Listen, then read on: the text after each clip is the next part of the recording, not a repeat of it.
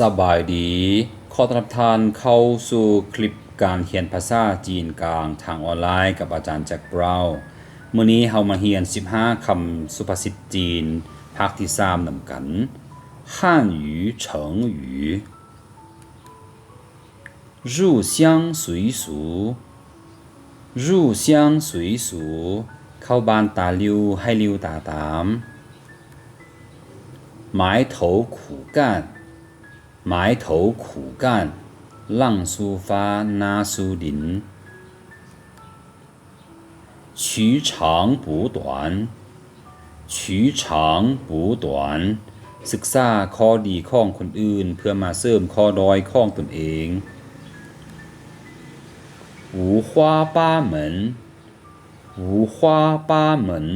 บ่อึดบ่ยาก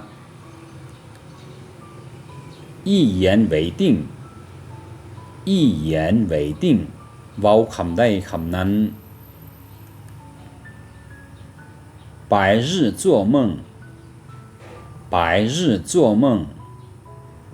ฟันลมๆแรงๆ助人为乐助人为乐มีความสุขที่ได้ช่วยคนอื่น一心一意一心一意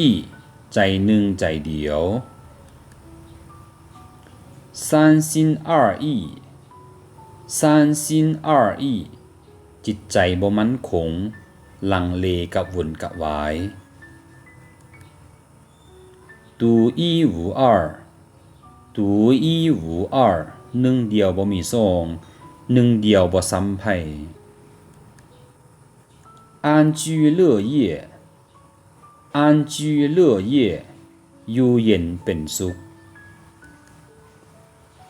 丰衣足食丰衣足食อิ่มหนำซ้ำหลาน快言快语快言快语